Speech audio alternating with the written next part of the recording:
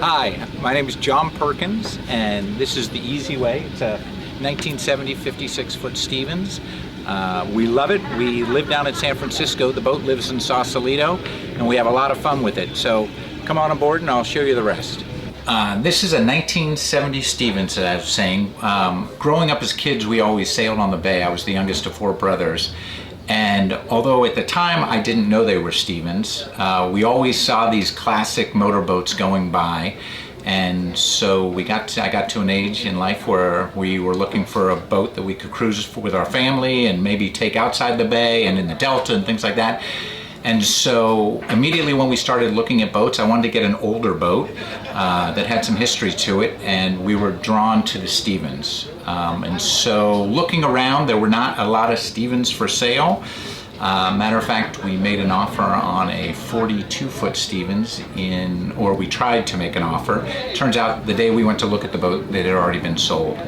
So, luckily enough, I kept looking and I found this boat, which at the time was called Lady Kate. It had been living in Alameda, but at the time the owners had moved it down to LA to try and sell it.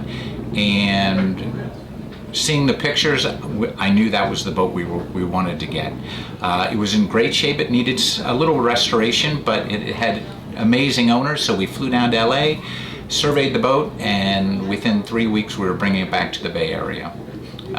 We've done a bit of I think all the owners have done a little bit of restoration. Hopefully we'll walk through the boat and I'll show you. But all the previous owners have taken on a project on this boat, which, as you can see, in total now, I would call it a complete boat, but who knows. What we did is we kind of had to redo all the teak decks. It was carpet inside. We did teak and hauling flooring and small cosmetic things to the boat. But it's been a blast. We've used it as much as we can, and we're hooked on Stephens. So what size is this? So this is a 56, and so it's kind of, I would say it's a mid-sized boat for Stephens, maybe on a little bit of the larger end. 1969, 1970, as I know the history, was an important transition for Stephens because at that point they had been making all wood boats. And I think the industry was going to fiberglass and aluminum, and they didn't really know which one was better. And so this was one of the first aluminum boats that Stephens made. Oh, okay. Yeah. I didn't realize it was aluminum. Yeah, aluminum. You would never know it's aluminum unless you go in the engine room. And the nice part about this is the first owner, which were the Swigs. This boat was originally named Rosalind, and it was christened at Tinsley Island. The Swigs put an epoxy bottom at KKMI at the yard on the bottom of this boat. And so today you go into the engine room and the aluminum looks brand new. It's amazing. Tell who the Swigs were. Oh, the Swigs. Well, What was his full name? Dick Swig. Yeah. And his wife was named Rosalind, Sissy. And they had such an amazing history of this boat that people still come down to the boat and they expect the Swigs to be hung. Now, he was in the hotel business, The right? Fairmont Hotel. Fairmont, yeah, Fairmont Hotel, right. Which was really considered the best hotel in San Francisco. Oh, yeah. My in-laws used to love to go there once a month. Is that right? That was their big treat. Oh, yeah. Really fun. And it's still an amazing hotel. And so they did, and there is a little bit of the boat that has the history of the Swigs on the boat still, which is great. So what do you do?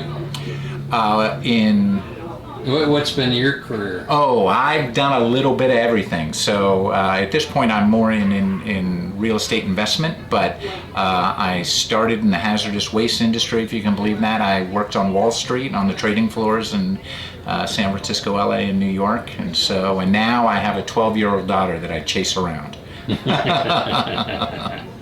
So I bet she loves the boat. Oh, she loves the boat.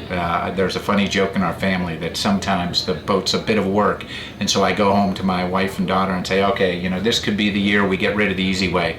And they say to me, that's going to be a big problem in the family if you even consider getting rid of that boat. That's a good problem to have. Okay, let's take the tour. Please. So this is the wheelhouse to the boat. Believe it or not, we did not have to do a lot of changes. The physical layout is basically the same. We did some cosmetic upholstery work and things like that.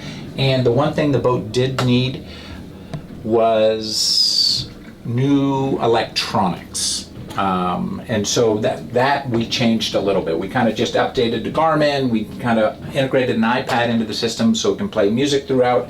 But everything else is kind of, and one tricky part of this boat, which I have learned, is this boat has gone through 3 electrical systems. So when they built the boat in the 70s, everything was 32 volt. As you can see, a lot of the electronics are not. So we've had to integrate these different electric systems, and it's all worked out well. Okay, so here we are in the Salon. Everything is basically this. Again, these are all cosmetic changes we made to the boat. On the interior, you can kind of see the teak and holly floor that I was talking about that we replaced. And then we upgraded a few things, although you would never know it. We hide a TV behind the wall, which slides up, and everything else is pretty much the same. One thing I was going to say, and this can be contested, but I'm going to say it anyway, is that this is a wink recall from the Swigs. You can see the ceiling. This is a bamboo ceiling that was original, that came with the boat. And if you remember, there was a Tonga room in the Fairmont Hotel, which was all this bamboo. So it's our story that this is from the Tonga room when they did the installation there, and it's kind of a wink back to the Swigs, and we serve cocktails in this room. Okay, so here we are in the galley of the boat. This is one of the changes that a previous owner had made. I think this was a much smaller kitchen with a small table on one side, and they basically turned it into a full-size kitchen, which is great. It's got a dishwasher, it's got disposal, it's beautiful cooking, and it's got 2 refrigerators and a freezer. So we've modernized some of the appliances, but other than that, it is the same as we received it. And then the forward berth, you can see this is another change we did. We have a 12-year-old daughter. The forward berth is something we did a little bit of changing to. We have a 12-year-old daughter who loves to bring her friends on the boat. This was 2 berths before, so we added bunk beds, which has turned out to be really fun. So it sleeps a lot more. And they kind of use this as their play space. The other nice part about this 56 boat is it comes with 3 heads. There's one up in the forward berth, and then there's 2 in the back. I'll show you later. The only difference is this is kind of a half head, where the 2 in the back actually have full showers. Okay, so from my understanding, this would be the biggest change on the boat from the original design of the Stephens. This back area used to be 2 suites that had side bunks, and one of the previous owners turned this into a master suite, which for our function has been super. They did a super job, as you can see, and this is where we sleep. Again, it has a full, these bathrooms, these heads are full size, so it's almost like a bathroom at home. And there's the shower to the left.